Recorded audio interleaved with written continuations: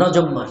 রজব মাসে আমাদের সারা বাংলাদেশে 26 দিবাগত রাত, 27 রাতে একটা রাত পালন করে। রাতটার নাম কি বলেন দি? শবে মেরাজ। শবে মেরাজের রাত পালন করে। শোনেন, মেরাজ হয়েছে সত্য, কিন্তু রজবের 26 তারিখ দিবাগত হয়েছে তার কোনো দলিল নেই। মেরাজ সত্য, কিন্তু এই তারিখ হয়েছে কোনো দলিল নেই, কিন্তু ওই দিনই আমরা এটা করি। আচ্ছা করেন, কিন্তু পয়েন্ট হল অন্য জায়গায়। মেরাজের রাত্রিতে হুজুর ধুমসে বয়ান করতেছে, মাগরিব থেকে রাত 12টা পর্যন্ত ফুড়া করে রয়েছে। বয়ানের মধ্যে কি বলতেছে? শোনেন, আজ এক মহা ঐতিহাসিক রাত। এই রাতে আমাদের নবী মুহাম্মদ সাল্লাল্লাহু আলাইহি সাল্লামকে আল্লাহ তার সাথে সাক্ষাৎ করার জন্য প্রথম আসমান, দ্বিতীয় আসমান, তৃতীয় আসমান, চতুর্থ আসমান, পঞ্চম আসমান, ষষ্ঠ আসমান, সপ্তম আসমান ভেদ করে আল্লাহর সাথে দেখা করায় আবার আল্লাহ একই রাতে বাইতুল্লাহ ফেরত দিয়েছেন। বলেন সুবহানাল্লাহ। কি সুবহানাল্লাহ বলেন? কথা সত্য তো, কথা সত্য। হুজুরের ওয়াজ শেষ, খিচুড়ি টিচুড়ি খাইয়া এবার হুজুরের রুমে যাবে। হুজুর, মেরাজের ঘটনা চমৎকার ভাবে বলছেন, আমি বুঝছি। তা আল্লাহ তাআলা তার নবীকে 7 আসমান ভ্রমণ করায় আমার দুনিয়াতে ফেরত দিলেন। আমাদের নবী কার সাথে দেখা করতে গেছিলেন? বলবে আল্লাহর সাথে। তাহলে আল্লাহ কোথায় আছেন? এখন হুজুর কি বলবে বলেন দি? আল্লাহ সব জায়গায় আছে। সবাই আমার কথা শোনে নাই, আমি আবার রিপিট করছি। 7 আসমান ভেদ করে আমাদের নবী আল্লাহর সাথে সাক্ষাৎ করতে গেছেন।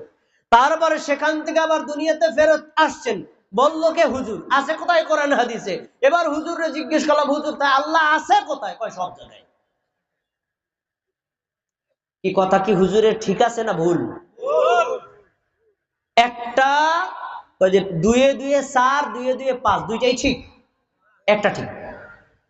যদি হুজুর বলেন আল্লাহ সব জায়গায় আছে, তাহলে আমাদের নবী মেরাজ করেছেন, এটা মিথ্যা। কারণ কি? আল্লাহর নবী যেখানে আছেন ওখানেও তো আল্লাহ আছে। আর যদি বলেন যে মেরাজের ঘটনা সত্য, আমাদের নবী আল্লাহর সাথে 7 আসমান রূপে দেখা করতে গেছে, তাহলে আল্লাহ সব জায়গায় নাই। আল্লাহ কোথায় আছে? সবাই জোরে বলেন, কোথায় আছে? একেবারে স্পষ্ট আয়াত, সূরা তাহার 5 নম্বর আয়াতে আল্লাহ বলেছেন, আর রহমানু আলাল আরশি ইস্তাওয়া। দয়াময় আল্লাহ আছেন কোথায়? সবাই বলেন, আরশের উপরে। তাহলে আমি এদের কি বুঝাইলাম? হুজুর মুফতি মাওলানা, এর আগে আবার পীরে কামেলও লেখা আছে, হুজুর নিজেই জানেন আল্লাহ কোথায় আছে। তা হুজুর ইমান ঠিক আছে? এই হলো হালাত। এবার আপনাদের ট্রাই করি, আপনাদের ইমান কতটুকু পাক্কা আছে। আমি যারা চিনি এরকম উত্তর দিবেন না, আমি যাকে চিনি না তারা উত্তর দিবেন। আমাদের ধর্মের নাম কি? ইসলাম অর্থ কি? সবাইকে একমত? অনেকে চুপ রয়েছে, ভাই বলে নাই, আব্দুল মালিক বলে নাই, অনেকে বলে নাই। আমাদের দেশে একটা প্রসিদ্ধ অর্থ আছে, ইসলাম মানে শান্তি। এ কথাটা কি প্রসিদ্ধ না? ইসলাম অর্থ কি? ইসলাম অর্থ শান্তি। কিন্তু না, ইসলাম অর্থ শান্তি না। ইসলাম মানে আত্মসমর্পণ করা, ইসলাম মানে আনুগত্য করা, ইসলাম মানে অনুসরণ করা, ইসলাম মানে মেনে নেওয়া। ইসলাম অর্থ আত্মসমর্পণ না। কিন্তু আমরা ভুল অর্থটা জানি। কেন জানি? কারণ ইসলাম আমরা গ্রহণ করেছি বাপ দাদার পাওয়া রসম রেওয়াজ থেকে। ইসলাম সম্পর্কে আমাদের কোনো গবেষণা নাই। ইসলাম সম্পর্কে জ্ঞান অর্জন করা ফরজ। এবার বলেন তো, এই যাদেরকে চিনি তারা উত্তর বলবেন না, ইসলাম এর খুঁটি কয়টা? কয়টা খুঁটি? 5টা খুঁটি। প্রথম খুঁটি কালেমায়ে শাহাদাত, দ্বিতীয় খুঁটি সালাত, তৃতীয় খুঁটি সিয়াম বা যাকাত, আর চতুর্থ খুঁটি সিয়াম, পঞ্চম খুঁটি যাকাত। এই 4টা হলো চারদিকে, মাঝখানে একটা, মোট কয়টা হলো? 5টা। এই 5টা খুঁটির নাম হলো ইসলাম, আর উপরের ছাদের নাম হলো জিহাদ। এই 6টা জিনিস মিলিয়ে ইসলাম কমপ্লিট। এখন 6টার নাম যদি ইসলাম হয়, তো যে লোকটা বেনামাজি হে কি মুসলিম? না, পরিপূর্ণ মুসলিম না। 5টা খুঁটি আছে একটা ঘরে, একটা খুঁটি খুলে ফেললে ঘরটা কি কমপ্লিট হলো? না। আমি এই কথা কেন বললাম? আমাদের দেশে বহু মুসলমান আছে নামাজ পড়ে না, ভাই আমি পাক্কা মুসলমান, ওনার সামন দিয়ে এক লোক নামাজে যায়, উনি নামাজ পড়লে কিছে, উনি হজ করলে কিছে, আর আমি নামাজ পড়ি না, ঠিক আছে, ওনার চাইতে আমি ভালো মুসলমান, এরকম দাবি করা মুসলমান বাংলাদেশে একজনও নাই। আছে না? তার মানে উনি ইসলাম কাকে বলে তাই বুঝে নাই, ইসলামই জানে নাই। যদি ইসলাম বুঝতে হয় তাহলে জেনে রাখো, সালাত আদায় না করে মুসলমান থাকা যায় না, তাওহীদের স্বীকৃতি না দিয়ে মুসলমান থাকা যায় না, নবুয়তের স্বীকৃতি না দিয়ে মুসলমান থাকা যায় না, সিয়াম পালন না করলে মুসলমান থাকা যায় না, যাকাত আদায় না করলে মুসলমান থাকা যায় না, হজ পালন না করলে মুসলমান থাকা যায় না। এগুলো যখন যে অবস্থায় ফরজ হবে তখন অবশ্যই আপনাকে আদায় করতে হবে, তবেই আপনি মুসলিম হতে।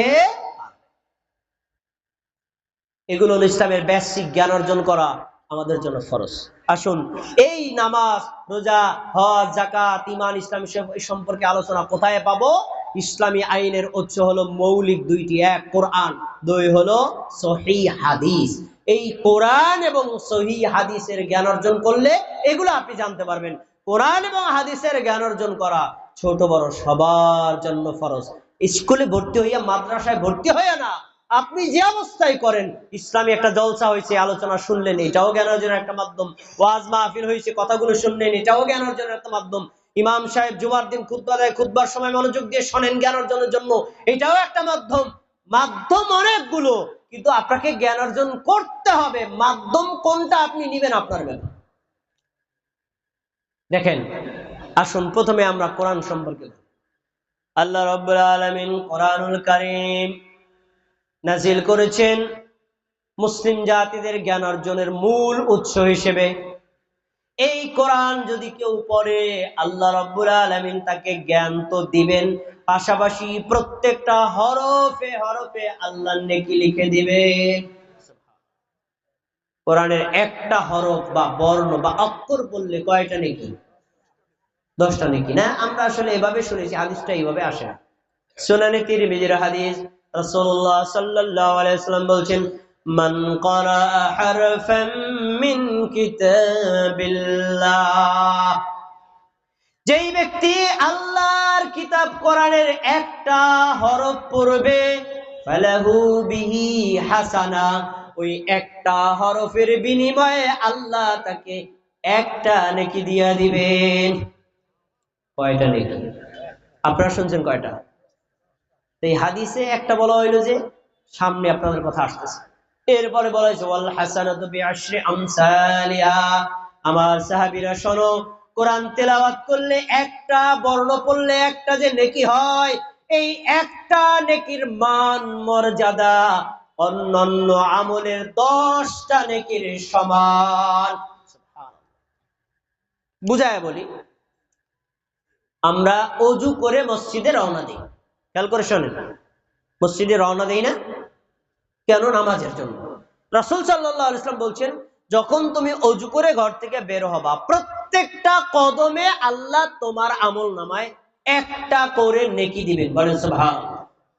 সবাইকে আমার কথা শুনতেছেন? বোঝার কথা, বোঝার এলে বলো, এলমি আলোচনা হলো বোঝার জন্য, কান খুলে শুনতে হবে।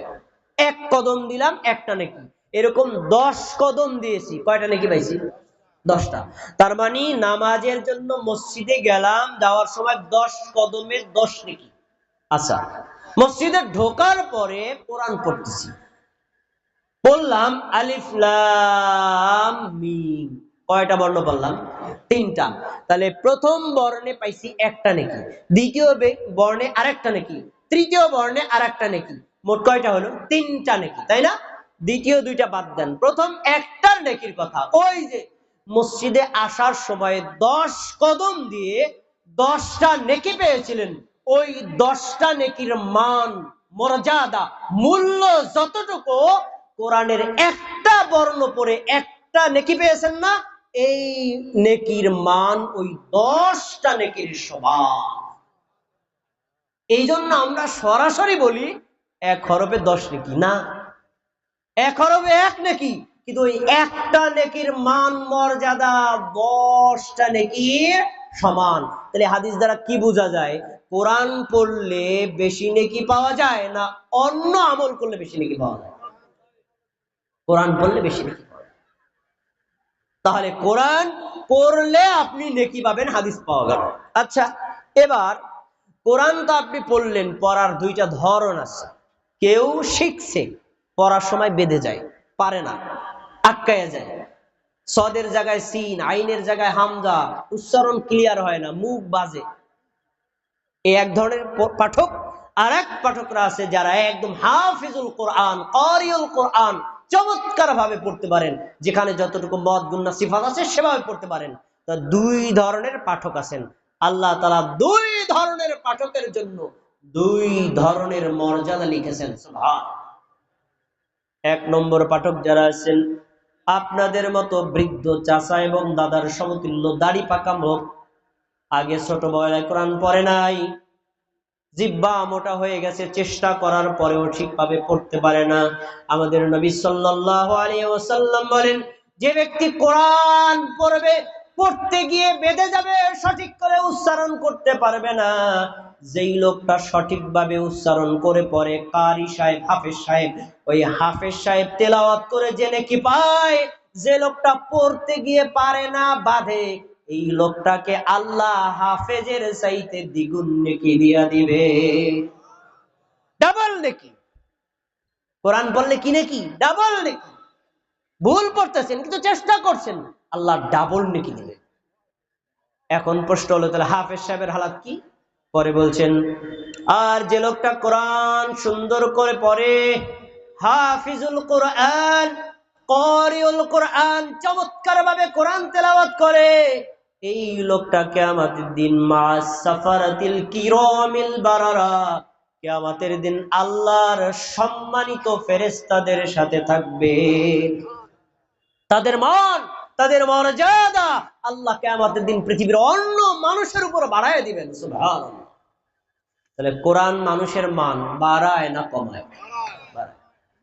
আরেকটা হাদিস আপনারা শুনছেন, আমি একটু মনে করাই, কিন্তু এই হাদিসের মধ্যে একটা গুপ্ত গোপন কথা আছে, এটা আমাদের দেশের অনেক হুজুররা বলে না। কি? রাসূলুল্লাহ সাল্লাল্লাহু আলাইহি ওয়াসাল্লাম বলেন, ইউকালু লিসাহিবিল কোরআন, দুনিয়াতে যারা কোরআন পড়েছে, কোরআন তেলাওয়াত করেছে, কিয়ামতের দিন আল্লাহ তাকে বলবেন, আজ সমস্ত হাসরবাসীদের সামনে কোরআন পড়ো। সুবহানাল্লাহ। আজকে আমি পড়লে আপনারা কয়েকজন লোক শুনবেন, কিন্তু কিয়ামতের দিন আল্লাহ আদম থেকে কিয়ামত পর্যন্ত আগত সব মানুষের সামনে কোরআন পড়তে বলবেন, পড়ো পড়ো, পড়তে বলবেন। এরপরে আপনি যদি পাঠক হন, আপনি পড়বেন, কিন্তু একটা শর্ত আছে, সবাইরে পড়তে বলবেন। এই শর্তটা আমরা অনেকে বলি না। শর্তটা কি? অরাত্তিল কামা কুনতা তুরাত্তিল ফিদ দুনিয়া, দুনিয়াতে যারা তারতিল সহকারে শান্ত শিষ্টভাবে সুন্দর করে তেলাওয়াত করেছিল, তারাই কেবল তেলাওয়াত করো। দুনিয়াতে